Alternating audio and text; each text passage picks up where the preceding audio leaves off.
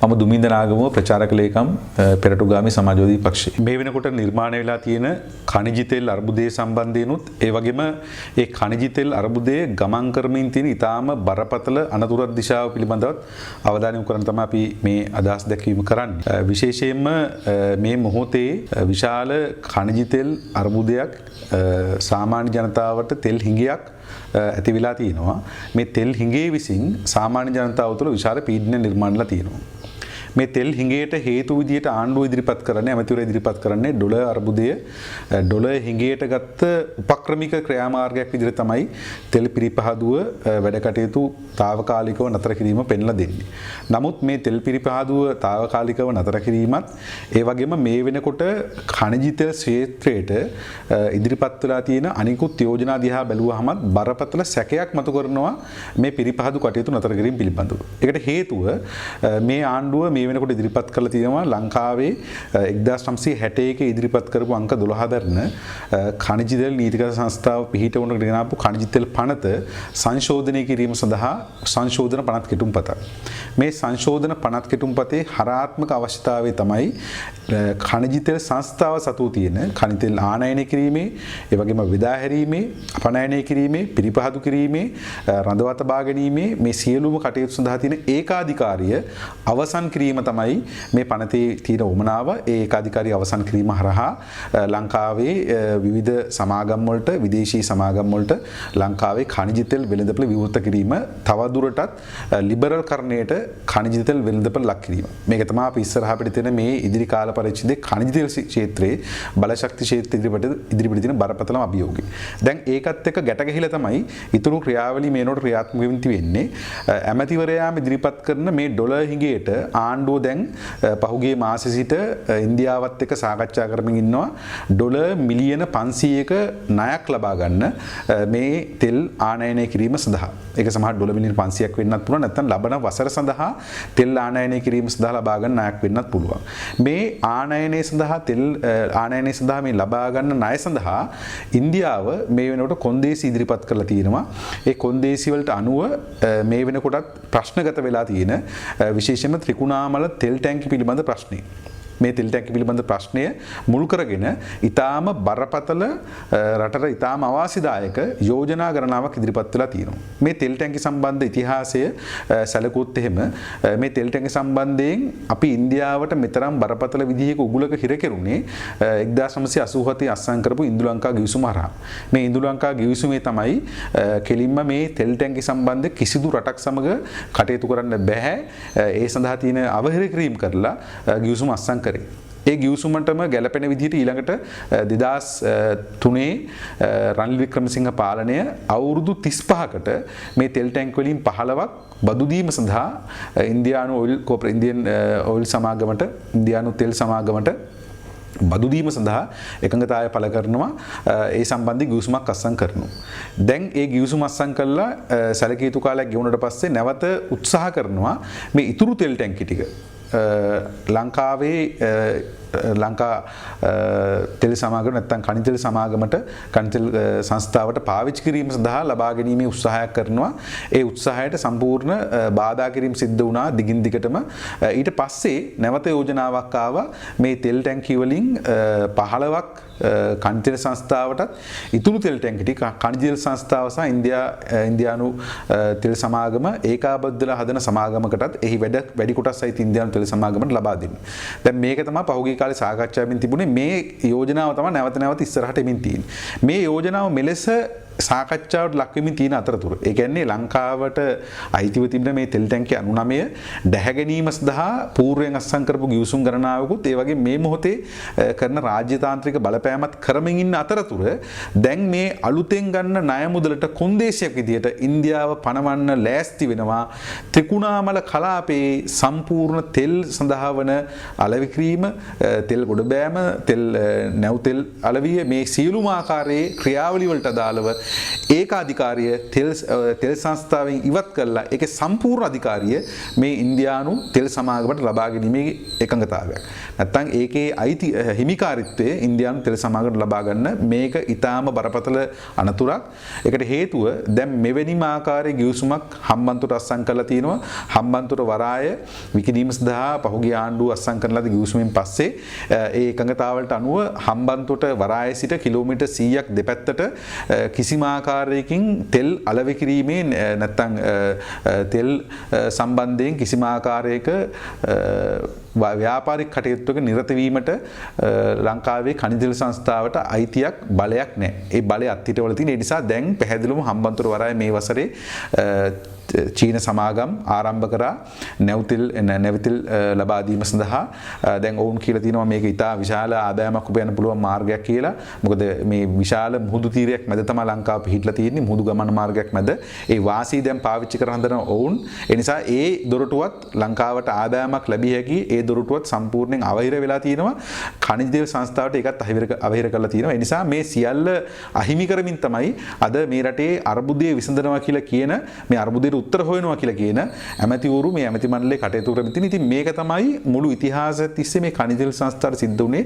ඇත්තට මේ අවසන් මේ අද ඊ පෙරදා මේ සිද්ධ වෙච්ච මේ පිරිපහදුව අත්හිටවීම නැත්නම් පිරිපහදුව නතර කිරීම අපි දන්නේ මේක තව කොච්චර කාලයකට විවෘත කරන්න පුළුවන් වේද කියලා. මොකද අද ඩොලර් නැත්නම් තව මාස දෙකකින් ඩොලර් පහළ වෙන්නේ නැහැ. ඒ නිසා මේ ඩොලර් අර්බුදේ තව එන්නෙන් උත්සන්න වෙනවා. ඒ නිසා මේ පිරිපහදුව වැසීම ඇමතිවරයා කියන්නේ සාමාන්‍ය ක්‍රියාවක්. මේක සර්විස් කරන්නත් වහනවා කියලා. නමුත් මේ පිරිපහදුව වැහිම ඊටාම තීරණාත්මක වෙන්නේ බරපතල වෙන්නේ මේ ඩොලර් අර්බුදේ අදට වඩා හෙට හොඳ වෙන්නේ. ඒ නිසා මේ අර්බුදයට ගමන් කරනවා. ඒ නිසා මේ පිරිපහදුර කරපු විනාශය අවසාන ජවනිකාවද අපි මේ දකින්න කියන ප්‍රශ්නය සමාජ ඉස්සරහට තියෙනවා. මොකද ඒකට හේතුව මේ ලංකාවේ ඛනිජ තෙල් සංස්ථාව බීකල් 1961කට අදලා පනත ගෙනල්ලා 1967 මේ පිරිපහදුව නිර්මාණය කළා. ඊට පස්සේ වසර ගණනාවක් යනකොට මේ හරහා විවිධ නිෂ්පාදන ගණනාවක් සිද්ධ වුණා. ආසන්න වශයෙන් මේ පිරිපහදුව සහ මේ ඛනිජ තෙල් සංස්ථාව හරහා නිෂ්පාදන 38කට වැඩි ප්‍රමාණයක් 1980 දශකයේ වෙනකොට නිර්මාණය වෙමින් තිබුණා. නිෂ්පාදනය වෙමින් තිබුණා.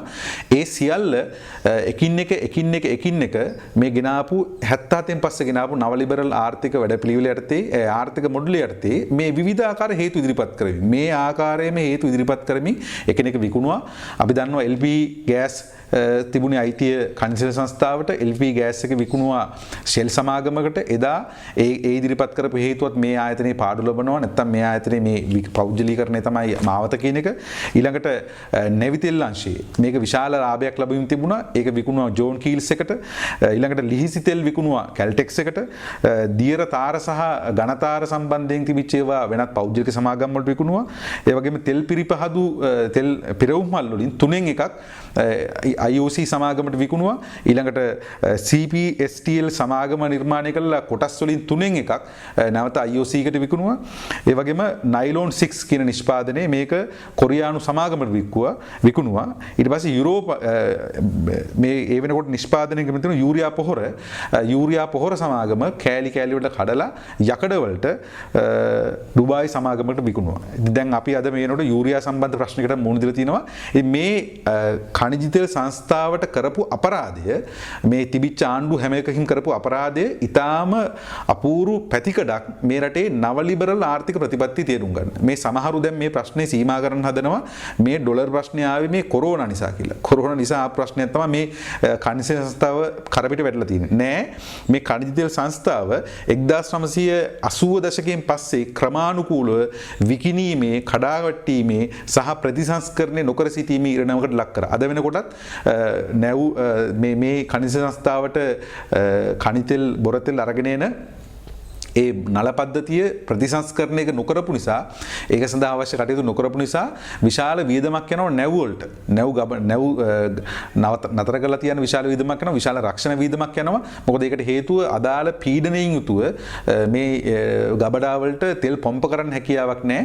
ඉතින් එවැනි ප්‍රශ්න ගණනාවක් මේ වෙනකොට ඛනිජ තෙල් සංස්ථාව මුහුණ දෙනවා. මේක පැහැදිලිවම මේ ඛනිජ සංස්ථාවේ ප්‍රශ්නය මේ රටේ ආර්ථික ප්‍රතිපත්තියත් එක්ක බැඳලා තියෙනවා. මේ සමහරු මේක උලුප්පල දක්වන්න හදනවා. මේ සේවක සේවකයින් නැත්තම් මේ සේවක බර තමයි මේකේ ප්‍රධාන ප්‍රශ්නේ කියලා ඒක ඊටාම අපි අභියෝග කරනවා. ආර්ථික විද්‍යාත්මකව අපිට ඒක සාකච්ඡා කරන්න පුළුවන්. සේවකයින්ගේ වැටුප් සඳහා කොච්චර මුදලක්ද මේ ආයතනේ වැය වෙන්නේ කියලා. නිසා සේවක වැටුප් නෙමෙයි මෙතන කාරණේ. මෙතන පැහැදිලි කාරණේ ප්‍රතිපත්තිමය ලෙස මෙවැනි ආයතන සම්බන්ධයෙන් ඒ වගේම රටට ඊටාම තීරණාත්මක බලපෑමක් කරපු ආයතන සම්බන්ධයෙන් අනුගමනය කරපු ප්‍රතිපත්ති. ඒ නිසා අද පෙට්‍රල් පොලිමේ ඉන්න ඩීසල් පොලිමේ ඉන්න ජනතාවට අපි පැහැදිලිව කියනවා මේ රට අනුගමනය කරපු ආර්ථික ප්‍රතිපත්තියේ ඒකේ වන්දිය තමයි අද අපිට ගෙවන්න සිද්ධ වෙලා තියෙන්නේ. ඒ නිසා අපි ප්‍රශ්න කළ යුතු තියෙන්නේ මෙන්න මේ ප්‍රතිපත්තිය මේ ආර්ථික පිළිවෙත මේ ආයතන ප්‍රවර්ධනය කරන්න නැතුව ගිය ගමනේ ප්‍රතිඵලය. ඒ නිසා අපි අලුතෙන් පිරිපහදුවක් හදිය යුතු තිබුණා. ඒ පිරිපහදුව නිර්මාණය කරේ නැහැ. මේ සියල්ල විසින් අද විශාල ප්‍රශ්නයකට අපි රටක් විදිහට මුණ ගෙනල්ලා තියෙනවා. දැන් මේ ප්‍රශ්نين ගැලවෙන්න මාර්ගයකුත් නැහැ. ඒකට හේතුව අද මේ වෙනකොට ලෝක වෙළඳපොලේ බොරතෙල් බැරල් එකක මිල වෙන්නේ ඩොලර් 81ක්. ඒතර ඩොලර් 81ක් වගේ මිලකට අපි මිලදී ගනිද්දි තමයි දැන් මේ ප්‍රශ්නේ තියෙන්නේ. දැනට පුරෝකතනයන් කරලා තියෙනවා. ඊළඟ අවුරුද්ද වෙනකොට ඩොලර් 100ක් දක්වා සාමාන්‍ය මිල ඩොලර් 100ක් දක්වා බැරල් එකක මිල ගමන් කරනවා. මේ වසර ලබන වසර අවසාන වෙනකොට ඩොලර් 120ක් දක්වා ගමන් කරනවා. ඒ කියන්නේ දැනට තියෙන බැරල් එකක මිල වගේ හරියටම 150කින් මිල වැඩි වෙනවා. එතකොට මේ ඔක්කොම වැඩි වෙද්දි තව අපේ රුපියල අවප්‍රමාණ වෙනවා. ඒ නිසා පැහැදිලිවම මේ රට ඉදිරි වසර තුර බරපතල තෙල් අර්බුදයකට මුහුණ දෙනවා. ඒක ඊටාම් පැහැදිලි. ඒ නිසා ඒකට සැලැස්මක් නැහැ. මේ දවස ගෙවා ගන්න පිරිපහදු වහලා අපි ඒකෙන් නෙමෙයි මෙතනින් ගමු කියලා මේ දවස ගෙවා ගන්න කරන සැලසුම් මේවා. ඒ නිසා දිගු කාලේ සැලසුමක් නැහැ. ඒ නිසා රටක් විදිහට පැහැදිලිවම අපි බරපතල අර්බුදයක් ඉස්සරහට තියෙන්නේ. ඒ නිසා මේ අර්බුද ඉස්සරහට මේක විතරක් නෙමෙයි අද වෙනකොට විශාල ප්‍රශ්න ගණනාවක් ඇවිල්ලා තියෙනවා. මේකත් එක්කම ආණ්ඩුවට ඉදිරි මාස 3-4 ඇතුළත ඒ කියන්නේ ලබන අවුරුද්දේ පළවෙනි මාස 3-4 ඇතුළත ආණ්ඩුවට මාරක 3ක් තිනවා පයින්. එකක් තමයි මේ කියන තෙල් සහ ගල්ලංගුරු මාරකය ගල්ලංගුරු ගෙන්වීම සඳහා තියෙන ඒ ටෙන්ඩර් වලට ඇනවුම් ලැබුණේ නැහැ. ඒ නිසා ගල්ලංගුරු අර්බුදයක් තියෙනවා. තෙල් අර්බුදයක් තියෙනවා. මේ ගල්ලංගුරු සහ තෙල් අර්බුදේ පැහැදිලිවම විදුලි අර්බුදයක් කරා ගමන් කරනවා. දැන් ආණ්ඩුව කියන්නේ වහින නිසා අපිට පුළුවන් ජල විදුලි ගන්න කියලා. නමුත් වැස්ස නතර වෙච්ච ගමන් සති 3-4ක් යනකොටම ආපහු ප්‍රශ්න එනවා. ඒ නිසා මේ වැස්ස උත්තරයක් නෙමෙයි මේකට. ඒතොර ඒක ඒ සඳහා සැලැස්මක් නැහැ. ඒතොර අනිවාර්යයෙන්ම විදුලි අර්බුදයක් එනවා. ඒ නිසා බල ශක්තිය අර්බුදයක් ඉදිරි මාස කිහිපය තුළ මේ රටේ ජනතාවට රටට මුහුණ දෙන්න සිද්ධ වෙනවා. ඒ එක පැත්තක්. ඒ වගේම ආණ්ඩුව කැඳවගත්ත ප්‍රශ්නයක් තියෙනවා. මේ මාර්තු වෙනකොට මේ රටේ VS වෙන්න සහ මේ රටේ එළවලු නිෂ්පාදනයේ පැහැදිලිවම පහත වැටලා තියෙනවා. දැනුත් පහත වැටෙමින් තියෙනවා.